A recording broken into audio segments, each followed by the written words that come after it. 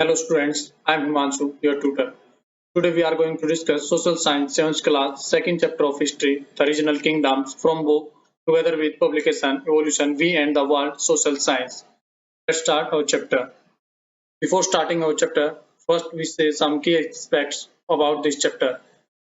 What we will be going to study in this chapter is described here in these points here. First point, the rise of new kingdoms and kings in early medieval period 700 to 1200 AD। यानी इस 700 to 1200 AD time period के बीच में कौन कौन से नए राजा या उनके राज्य बने इस अर्ली मिडाइवल पीरियड में, उसके बारे में इस चैप्टर में पढ़ेंगे। Second is tripartite struggle over the possession of Kannauj. Kannauj को अधिकार जमाने के लिए या कन्नौज को अपने राज्य में कब्जाने के लिए किस प्रकार का ट्राइपेड स्ट्रगल यानी ट्रायंगुलर जो होता है तीन राजाओं के बीच में आपसी संघर्ष हुआ, उसके बारे में हम इसमें देखेंगे। Origin and growth of Rajput. Origin and growth of Rajput, Rajput जो कम्युनिटी है उसका ओरिजिन एंड ग्रोथ वो किस प्रकार से हुआ। South peninsula India, south India में किस प्रकार अलग अलग किंगडम्स और किंग्स वहां पे आए वो हम चेक करेंगे। The raids of Mahmud Ghazni, Mahmud Ghazni का जो आक्रमण उसके बारे में देखेंगे। और लास्ट में फाइनली हम स्टडी करेंगे case study about the Cholas, Cholas kingdoms के बारे में केस स्टडी इसके अंदर डिस्कस करेंगे। ओके, तो this is our first topic, the rise of new kings and kingdoms, यानी नए राजाओं का उदय और उनके राज्य का उद्भव किस प्रकार हुआ है। मिडाइवल पीरियड हमने लास्ट चैप्टर में पढ़ा था 700 AD टू 750 AD हमारा मिडाइवल पीरियड होता है, जिसको हमने दो पार्ट्स में डिवाइड किया था। One is early medieval period 8 to 13 century 700 AD to 13 AD and second is later medieval period 13 to 18 century और 1300 AD टू 1800 AD। हम इस चैप्टर के अंदर सिर्फ अर्ली मिडाइवल पीरियड के बारे में डिस्कस करेंगे, लेटर मिडाइवल पीरियड के बारे में हम बाद में डिस्कस करेंगे। इस चैप्टर में सिर्फ हम ध्यान देंगे अर्ली मिडाइवल पीरियड्स पे और उस टाइम के किंग्स एंड किंगडम्स के बारे में। ओके, देखिए in early medieval period a large number of regional kingdoms in India. Early medieval periods के अंदर क्या था कि काफी सारे रीजनल किंगडम्स यानी क्षेत्रीय राज्य जो होते हैं, अलग अलग प्रकार के राजाओं के राज होता था हमारे इंडिया के अंदर। ओके, इनमें से कुछ इंपोर्टेंट हम यहाँ पे डिस्कस कर रहे हैं। जैसे फर्स्ट कौन सा है, पाला डायनेस्टी। फर्स्ट इज पाला डायनेस्टी ईस्टर्न इंडिया, यानी ईस्टर्न इंडिया के अंदर ये देखिए मैप में यहाँ पे ये जो है आपका रीजन इधर बंगाल, बिहार, उड़ीसा, इस साइड में आपका क्या था, पाला डायनेस्टीज रहते थे। ठीक है, तो इनके बारे में हम डिस्कस करेंगे। इनका टाइम पीरियड क्या है, middle of 8 to middle of the 19th century. ठीक है, 8 टू 9th सेंचुरी के बीच में इनका टाइम पीरियड रहा है यहाँ पे। अब देखो कंट्रोल बिहार एंड बंगाल, यानी कौन कौन सा रीजन इनके अंदर आता था, कहाँ कहाँ पे ये राज करते थे। बिहार एंड बंगाल ये रीजन इनके अंदर आता था। गोपाला फर्स्ट रूलर ऑफ पाला डायनेस्टी। गोपाला कौन थे कि फर्स्ट रूलर थे आपके पाला डायनेस्टी के। इस पाला डायनेस्टी के सबसे पहले रूलर कौन थे, गोपाला। उसके बाद एक धर्मपाला रूलर हुए इस पाला डायनेस्टी में। इनके बारे में क्या खास बात है, देखिए रिवाइव नालंदा यूनिवर्सिटी। रिवाइव का मतलब यानी पुनर्जीवित किया। नालंदा यूनिवर्सिटी जिसको विनाश कर दिया गया था या एक तरह से आप कैसे डिस्ट्रॉय कर दिया गया था, बार बार उसको तोड़ा जा रहा था, तो उसमें दोबारा से उसको पुनर्जीवित करने का काम आपका धर्मपाला ने किया। फाउंडेड द विक्रमशिला यूनिवर्सिटी, और एक विक्रमशिला यूनिवर्सिटी की जिसकी स्थापना भी इन्होंने धर्मपाला ने की। इन दो यूनिवर्सिटियों को बनाने में सबसे ज्यादा योगदान रहा आपका किसका, धर्मपाला का।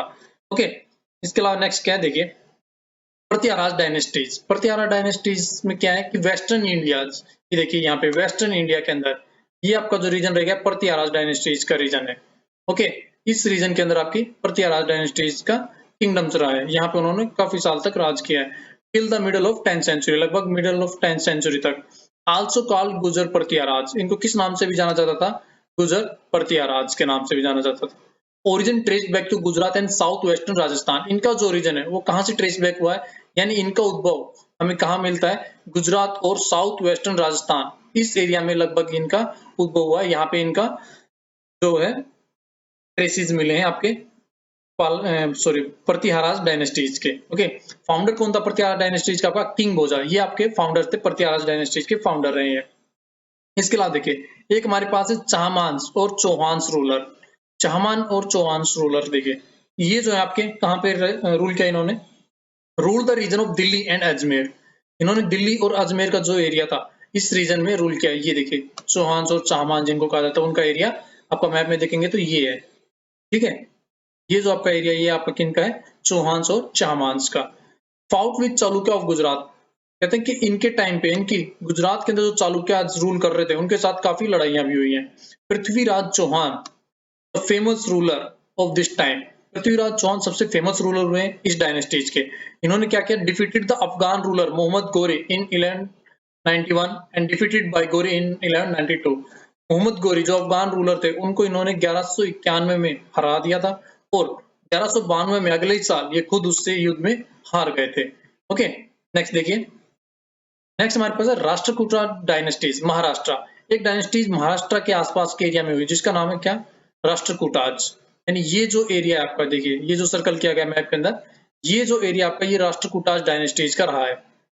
ओके, तो यहाँ तक आपकी राष्ट्रकूटाज डायनेस्टीज का एरिया रहा है। Founded by the Danti Durga in 753 AD. Founded किसने यानी इसको स्थापित किया, दंती दुर्गा नाम का एक राजा था, उन्होंने इसको स्थापना की 753 एडी में। कैपिटल जो इस राज्य की थी वो कहाँ थी आपकी, मालखेड़ नियर सोलापुर। सोलापुर के पास मालखेड़ जगह है, वो आपकी इसकी राजधानी होती थी। Allowed Muslim traders to settle and pest in their dominion. यानी इनका जो राज्य था, इन्होंने इस एरिया में अपने मुस्लिम जो ट्रेडर्स होते थे उनको रहने के लिए और अपने मुस्लिम धर्म को प्रचार प्रसार करने के लिए उनको अनुमति दी, अलाउ किया उनको। This tolerance policy is help to promote foreign trades. ये जो टॉलरेंस पॉलिसी थी इसकी वजह से क्या हेल्प हुआ उनको, उनका जो ट्रेड होता था, फॉरेन ट्रेड यानी विदेशों के साथ व्यापार होता था, उसको प्रमोट करने में काफी हेल्प मिली।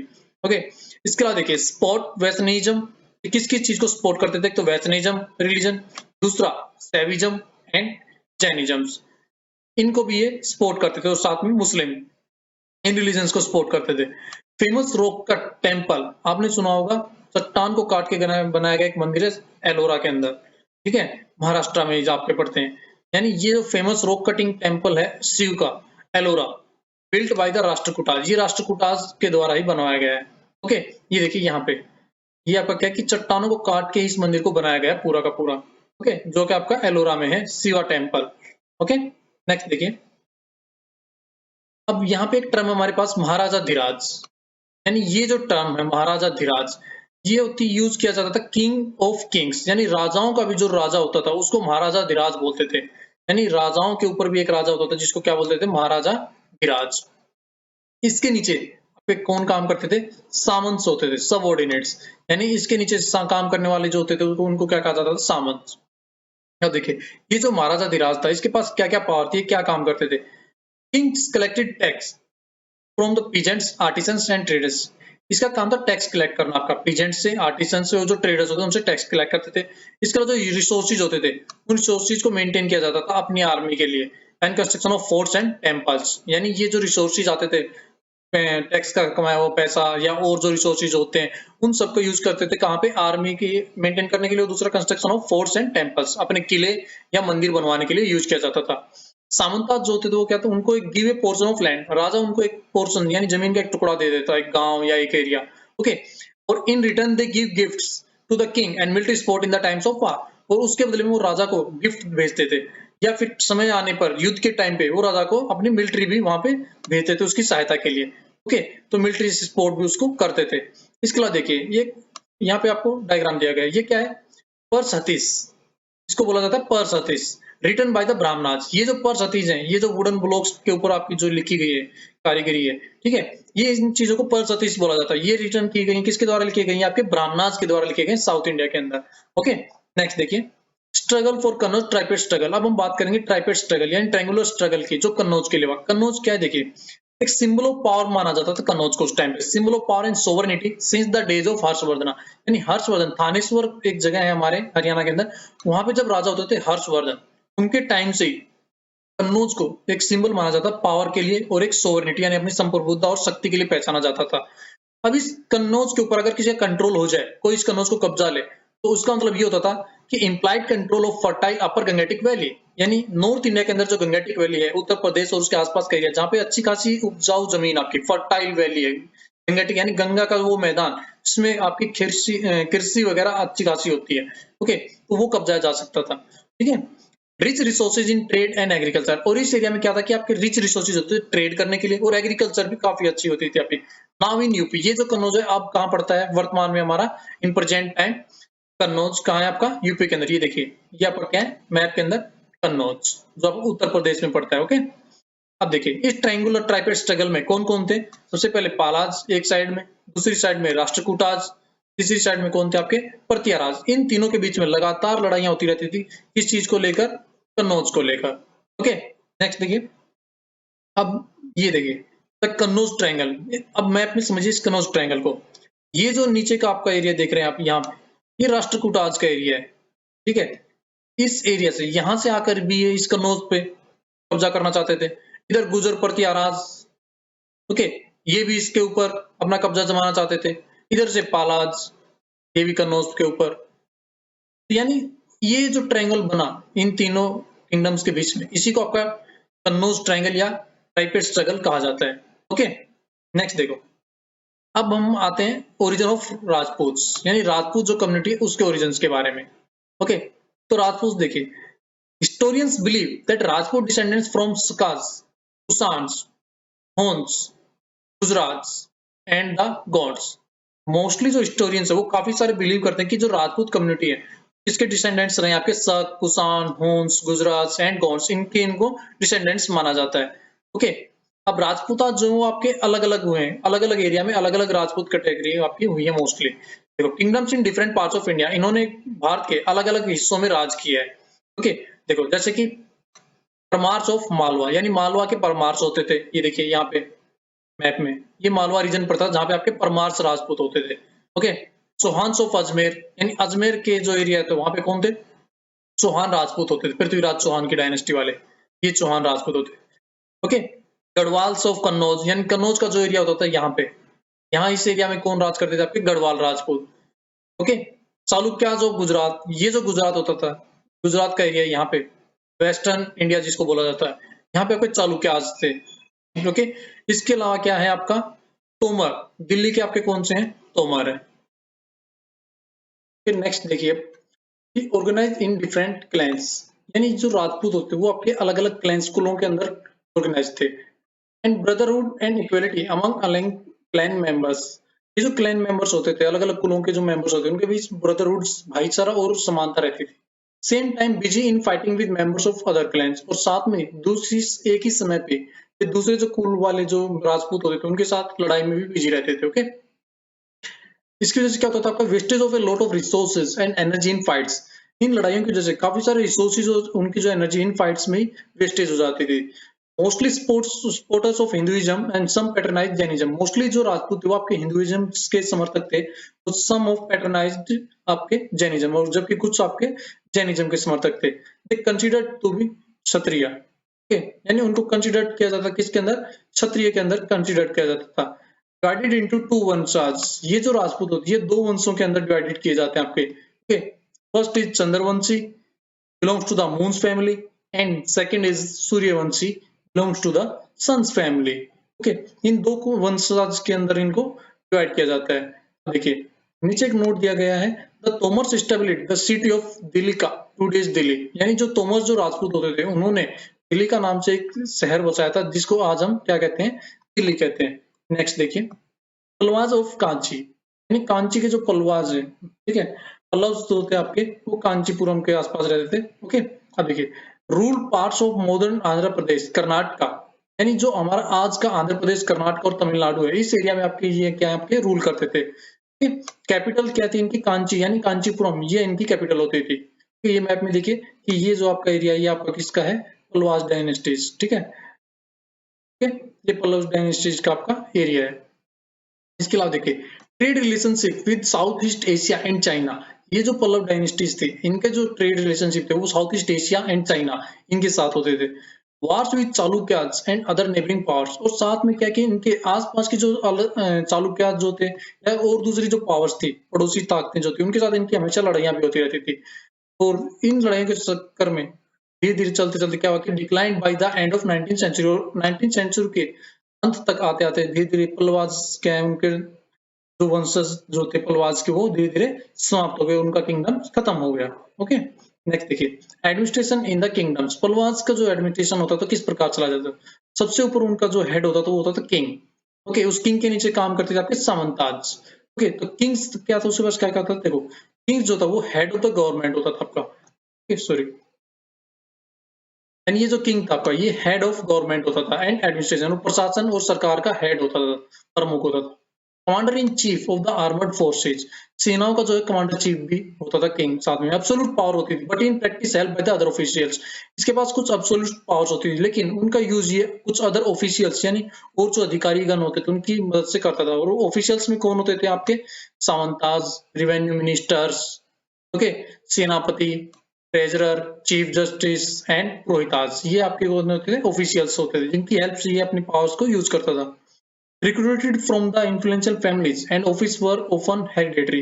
ये जो officials होते ये influential जो families होती थी उनसे recruit किए जाते थे, वहां से इनको ड्यूटी पे लगाया जाता था influential families से, या फिर hereditary बेस पे इनको ऑफिस दिया जाता था, बाप, उसके बाद उसका बेटा, उसके बाद उसका बेटा, ठीक है, यानी हेरिडेटरी बेस पे उनको ये ऑफिस दिया जाता था। Titles took by the Kings, यानी इस समय के जो राजा होते थे उन द्वारा कौन कौन से टाइटल्स, उपाधियां ली गई? महाराजा धीराज, एक तो ये, उनको महाराजा धीराज के नाम से जाना जाता था, किंग ऑफ किंग्स। और क्या है आपका, sorry, Tribhuvana Chakravarti, lord of the three worlds, ठीक है, त्रिभुवना चक्रवर्ती यानी लॉर्ड ऑफ थ्री वर्ल्ड्स, इस नाम से भी उनको जाना जाता था। नेक्स्ट देखिए, नेक्स्ट हमने देखा था किंग के नीचे कौन काम करते थे आपके? सामंताज। सामंताज कौन थे? देखिए, ये डिफीटेड रूलर्स होते थे सामंताज आपके, those accepted the lordship of the rulers, यानी ये वो आसपास के छोटे राजा होते थे जो युद्ध में हार चुके होते थे बड़े राजा के साथ, ओके, और उसकी लॉर्डशिप यानी उसकी छत्र छाया में, उसके नीचे, उसके झंडे के नीचे ये अपना शासन चलाते थे, okay. Their territory were return to them, उनका जो एरिया होता था वो उनको लौटा दिया जाता था। Tribute and supplied A contingent of troops in needs, और वो राजा को अपने ट्रिब्यूट करते थे, और साथ में जब कभी वार होता तो अपने कंटिजेंट ऑफ ट्रूप्स उनको राजा को भेजना होता था, अपने महाराजा धीराज को, okay. Attended the royal courts with gifts, यानी जब भी ये शाही कोर्ट्स में जाते थे तो इन गिफ्ट्स लेके जाते थे हमेशा, ओके। नॉट लॉयल, यानी ये लॉयल नहीं होते थे सामंताज, राजा के प्रति लॉयल, इतने वफादार नहीं होते थे, क्योंकि always ready to declare independence, ये हमेशा इस ताक में रहते थे कि कब हमें मौका मिले और कब हम अपने आप को आजाद या फिर से अपना एक राज्य अलग बना लें।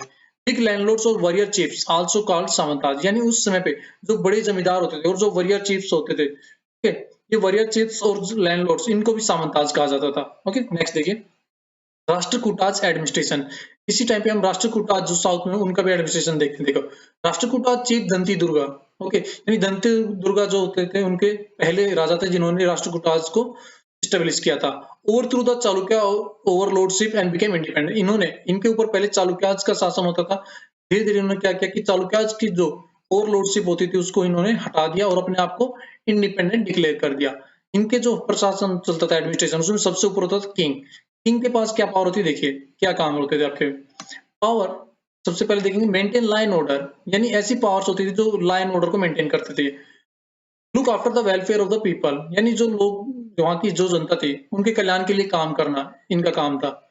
Lead army in the war, लड़ाई के मैदान के अंदर या जंग के दौरान वो अपनी आर्मी को भी लीड करते थे। Collected land revenue taxes from the people, यानी जो लैंड रेवेन्यू, जो जमीन पर लगाया जाने वाला कर है और जो टैक्सेस होते हैं वो ये इकट्ठा करते थे पीपल्स, यानी अपनी जनता से। Give land instead of cash salaries, यानी कैश में सैलरी देने के बजाय ये लैंड देते थे किसको? ब्राह्मणाज को, गवर्नमेंट ऑफिशियल्स को, local chiefs and tribal leaders को। उनको कैश में सैलरी देने के बजाय क्या करते थे? उनको लैंड दे देते थे, ओके। इसके अलावा देखिए कुछ ब्राह्मणाज होते थे। ब्राह्मणाज क्या क्या रहता है? नोट पे टैक्स फॉर द लैंड्स, ये लैंड्स के लिए टैक्सेस नहीं देते थे ब्राह्मणाज। साथ में क्या था?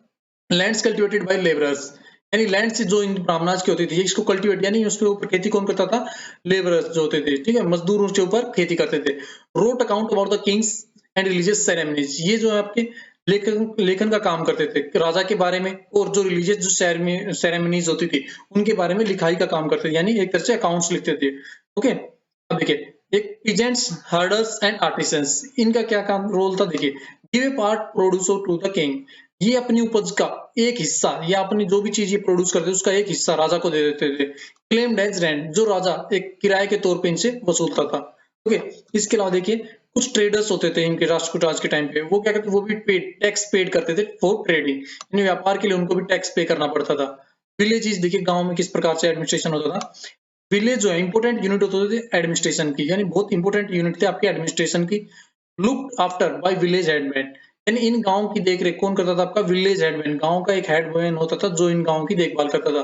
Various committees in the village to look after, अलग अलग कमेटीज बनाई जाती थी हर गांव के अंदर, अलग अलग चीजों को संभालने के लिए, जैसे स्कूल्स को संभालने के लिए, आपके water tanks, temples and roads etcetera, इन चीजों को संभालने के लिए अलग अलग कमेटीज होती थी। This administration system continued in the village on the same pattern till independence.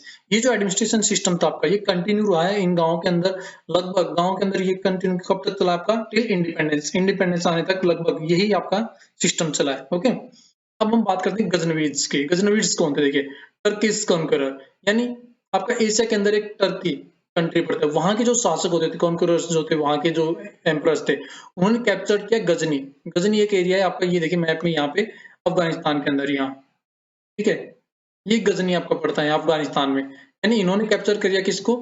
Ghazni को। गजनी को कैप्चर करने के बाद फाउंडेड द गजनवी डायनेस्टी। उस गजनी में वहां पे एक गजनवी डायनेस्टीज को स्टेब्लिश किया गया, किसके द्वारा? Mahmud the famous ruler. Mahmud एक सबसे फेमस रूलर हुए जिन्होंने गजनवी डायनेस्टीज को स्टेब्लिश किया आपका गजनी के अंदर अफगानिस्तान में।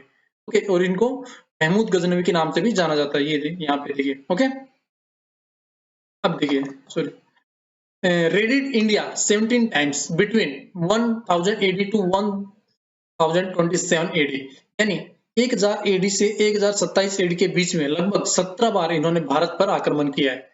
देखिए, 17 attacks of Mahmud on Indian subcontinent, यहाँ पर आपको 17 आक्रमण दिए गए, यानी 17 टाइम्स जो अटैक किए महमूद ने, उन जगहों के नाम आपको यहाँ पे दिए गए हैं कि कहाँ कहाँ उन्होंने अटैक किए हैं। ओके, ये जो सारे नाम है आपके, ये आपके वो जगह है जहाँ पे अटैक किया महमूद ने। Okay, 17 times. अब देखिए, इनके अंदर सबसे फेमस अटैक कुछ ही हुए।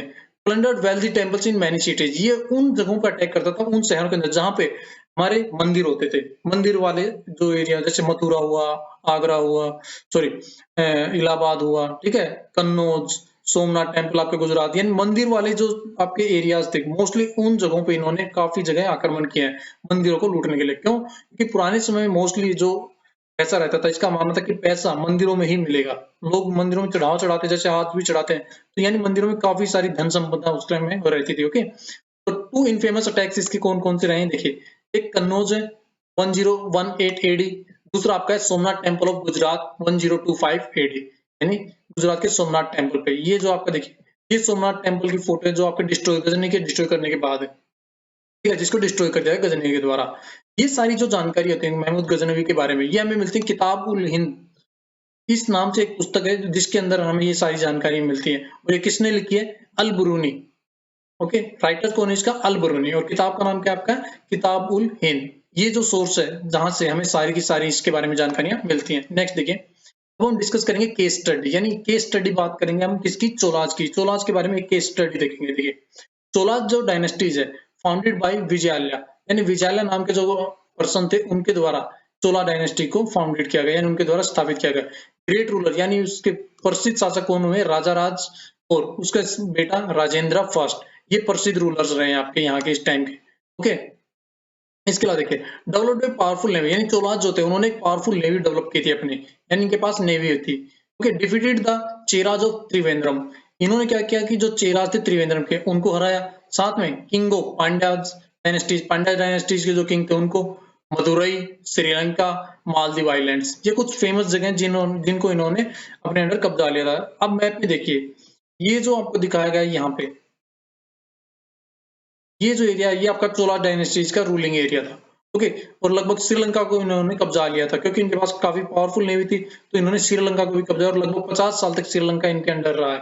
ओके, इसके अलावा ग्रीन जो है, ग्रीन जोन जो आपका शो करता है ये वाला, और ये इधर जहाँ पे चोलाज का इन्फ्लुएंशियल रहता था, यानी यहाँ भी इनकी अच्छी चलती थी, यानी इनकी इन्फ्लुएंस काफी था चोलाज का। और ये ट्रेड रूट था जहाँ पे ये व्यापार करते थे, इस ट्रेड रूट को यूज करते, रेड कलर का जो दिखाया गया है, यानी इस रूट से होते हुए ये व्यापार करते साउथ ईस्ट एशिया और एशिया के कंट्रीज के साथ। ओके, अब देखो चोलाज का एडमिनिस्ट्रेशन, एडमिनिस्ट्रेशन के बारे में अगर हम बात करें चोलाज का किस प्रकार का एडमिनिस्ट्रेशन था, यानी सबसे ऊपर जो हेड होता था वो किंग, उसके बाद काउंसिल ऑफ मिनिस्टर, यानी राजा जो था उसके नीचे कुछ काउंसिल ऑफ मिनिस्टर्स होते जिनकी हेल्प से वो वहां पे शासन करता था। ओके, अब आर्मी के बारे में देखें तो आर्मी में क्या था? 3 लिम्स, 3 अंग होते थे आर्मी के, सेना के 3 अंग होते थे। सबसे पहले कैवेलरी, दूसरा एक एलिफेंट, और थर्ड इन्फेंट्री, यानी घोड़ों की सेना, हाथियों की, और पैदल इन्फेंट्री, पैदल सैनिक जो होते हैं, ये 3 लिम्स होते थे इनकी आर्मी के, 3 प्रमुख अंग थे। ठीक, अब देखिए चोलाज एम्पायर जो होता था, यानी पूरा जो चोला एम्पायर था उसके अंदर क्या थे? मंडलम्स होते थे, यानी छोटे छोटे हिस्से जो बटे रहते थे, मंडलम्स, जिनको हम, जैसे हमारा देश इंडिया है उसके अंदर अलग अलग स्टेट्स हैं, तो ऐसे ही चोला एम्पायर के अंदर क्या होते थे? मंडलम्स होते थे आपके, ठीक है। ये जो मंडलम्स है इनको प्रोविंस भी कहा जाता था। ओके, आगे चलकर इन मंडलम्स को तो बांटा जाता था वलनाडुज, या फिर इसको कहते थे नाडुज, और या फिर हम कह सकते हैं इनको डिस्ट्रिक्ट्स। इनके अंदर इनको डिवाइड किया जाता था। ओके, अब फर्दर आगे चलेंगे तो इन डिस्ट्रिक्ट्स को डिवाइड किया जाता था कुरम्स और ग्रुप ऑफ विलेज, यानी कुरम्स बोला जाता है गांव के एक समूह को। ओके, इसके अलावा आगे भी हम अगर इन कुरम्स को डिवाइड करें तो ग्रामम, यानी सबसे छोटी smallest unit of the administration अगर हम बात करें तो क्या होती थी चोला टाइम पे, विलेजेस, गांव होते थे, smallest unit of administration. Okay, next देखिए रिवेन्यू, यानी रिवेन्यू का सोर्सेज क्या था, कहां से इनको कमाई होती थी।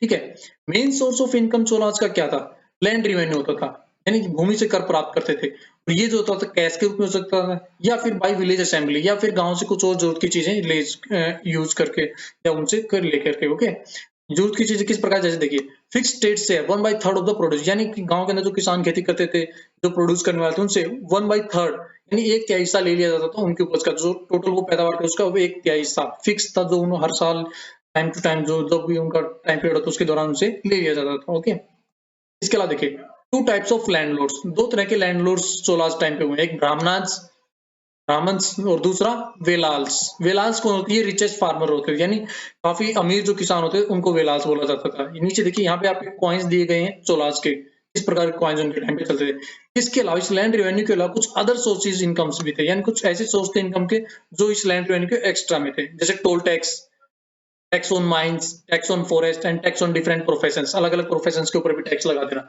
ये आपके कुछ अदर सोर्सेज भी थे। इसके अलावा हम देखते हैं इरिगेशन फैसिलिटीज। इरिगेशन फैसिलिटी यानी सिंचाई की सुविधा चोला टाइम पे क्या थी, देखिए ये जो आपका एरिया ये चोला टाइम का है, और इसमें देखिए ये जो ब्लू कलर्स की चीजें दिख रही है इस एरिया के अंदर, ये रिवर्स आपकी दिखाई गई है। मोस्टली दो रिवर्स यहाँ पे थी, एक ये आपकी कावेरी, ओके, एक केरल के अंदर आपकी यहाँ पड़ती है आपकी पेरियार, यानी कावेरी और पेरियार रिवर से ये मोस्टली वाटर यूज करते थे। इसके अलावा कुछ ह्यूज वाटर स्टोरेज टैंक्स भी इन्होंने बनाए थे, ऐसी इस तरह के देखिए वाटर स्टोरेज टैंक्स बनाए हुए थे। Spent huge amounts of building canals and walls, नहरें और कुएं बनाने के लिए भी इन्होंने काफी सारे पैसे अपने खर्च किए थे। इस तरह से ये आपकी इरिगेशन फैसिलिटीज को चलाते थे। ओके, अब हम बात करते हैं लोकल सेल्फ गवर्नमेंट, यानी स्थानीय शासन किस प्रकार चला जाता था गाँव के अंदर। ओके, देखिए उर, ये टर्म है आपकी उर। उर किसे कहा जाता था कि एक जनरल असेंबली होती थी गांव के अंदर, गांव की आम सभा होती थी, उसको उर कहा जाता था। ठीक है, कौन होता था इसके अंदर, people of all castes who own land within the village were its member. गांव के अंदर जितनी भी जाति के लोग रहते थे वो सबके सब, जिनके पास जमीन होती थी, जिनके नाम पे जमीन थी, वो सारी इस उर के सदस्य होते थे, मेंबर्स होते थे। ओके, इसके अलावा देखिए एक होती थी महासभा और सभा। महासभा और सभा किसको कहा जाता है, ये भी एक तरह की जनरल असेंबली होती थी, लेकिन किन गांवों के अंदर होती थी, in those village where the land own by Brahmanas, यानी वो गांव होते थे जहां पे आपकी लैंड जो है ब्राह्मणाज के द्वारा ओन की जाती थी। ओके, यानी ब्राह्मणाज जो आपकी लैंड ओन करते थे उस गांव में क्या है आपकी महासभा और सभा होती थी। इसके अलावा बाकी जो और गांव होते थे वहां पे आपकी उर जनरल असेंबली होती थी। Okay, power to raise loans for the village and impose taxes, ये पावर होती थी ब्राह्मणाज के पास कि वो रेज कर सकते हैं, लोन रेज कर सकते हैं अपने गांव के लिए, वो साथ में इम्पोज कर सकते हैं टैक्सेस को। अब इसके नीचे आपकी एक होती थी एग्जीक्यूटिव कमेटीज, यानी इन गांव में इन जनरल असेंबलीज के नीचे कुछ एग्जीक्यूटिव कमेटीज होती थी, जो गांव के जो अफेयर्स होते थे, जो भी मसले होते थे उनको काम काज संभालती थी सारे के सारे। ओके, मेंबर्स कौन होते थे इनके, members either elected by the driving lords और the by rotation after 3 years, यानी या तो वो इलेक्टेड होते थे या आपके क्या होते थे रोटेशन के ऊपर चूज किया जाता था उनको हर 3 साल के लिए। ओके, अब इन कमेटीज का क्या वर्क था, ये लाइन ऑर्डर को मेंटेन करते थे, collection of revenue, revenue collect करते थे, डिस्ट्रीब्यूशन ऑफ वाटर, इस चीज को, और इस तरह के जो काम होते हैं गांव के अंदर उन कामों के लिए अलग अलग एग्जीक्यूटिव कमेटीज होती थी। देखिए Chola village show the democratic spirits of the administration, ये जो चोला विलेज थे इन्होंने शो किया democratic spirit of administration. Okay, तो डेमोक्रेटिक स्पिरिट दिखाई देती है, एक तरह से लोकतंत्र गतिविधियां आपके इस एडमिनिस्ट्रेशन के अंदर। नेक्स्ट देखिए temple and sculpture. Temple and sculpture में क्या है कि कौन कौन से टेम्पल्स और स्कल्पचर्स इस टाइम पे चोला टाइम पे बने, इनकी जो आर्ट्स जो इन्होंने यूज किया उसको नाम दिया गया द्रविडन आर्ट्स और architecture styles, Dravidian art and architecture style इसको नाम दिया गया है। ठीक है, ये दो फेमस टेम्पल्स हमारे यहाँ पे दिए गए हैं, देखो ठीक है, बृहदेश्वर टेम्पल तंजावुर, दूसरा बृहदेश्वर टेम्पल गंगाईकोंडा चोलापुरम, ये जो फेमस कलाकारी है इनके बृहदेश्वर टेम्पल की। ठीक है, और दूसरा एक खास बात है इनके टाइम पीरियड पे कि large number of bronze sculpture और कास्टेड बाय द चोलाज, यानी काफी ब्रॉन्ज की जो मूर्तियां हैं, स्कल्पचर्स जो है इस टाइम पे काफी सारी बनी है, जिनमें से फेमस हमारी नटराज जो हम देख चुके हैं काफी जगह पे। ठीक है, लॉर्ड शिवा की जो डांसिंग मूर्ति है, उसके अलावा कुछ और हमारे जो गॉड गॉडेस है उनकी मूर्तियां ब्रोंज में यहाँ पे बनाई गई इस टाइम के दौरान। नेक्स्ट देखिए, सब लास्ट में हमारे पास है people who made the differences, यानी उस व्यक्ति के बारे में दिया गया है जिसने एक अलग से डिफरेंस क्रिएट किया है। इस यहाँ हम पढ़ेंगे राजेंद्र चोला फर्स्ट के बारे में। ओके, तो ये जो राजेंद्र चोला फर्स्ट होते थे, ये काफी ग्रेटेस्ट रूलर रहे अपने चोला एम्पायर के अंदर और एक बहुत बड़े मिलिट्री लीडर्स भी बने। इनके टाइम पे नेवी ने काफी तरक्की की और आसपास के मोस्टली एरियाज को इन्होंने कब्जा लिया। जैसे आपके नॉर्थ में भी गंगा तक लगभग इन्होंने कब्जाने की कोशिश की। सॉरी, इसके अलावा southern India, coastal Burma, Myanmar, Andaman Nicobar island, Lakshadweep, Maldives, इन सब एरियाज में भी इन्होंने कब्जाने की कोशिश की एरिया को। ठीक है, तो इसी के साथ हमारा चैप्टर समाप्त होता है। Thank you and have a nice day.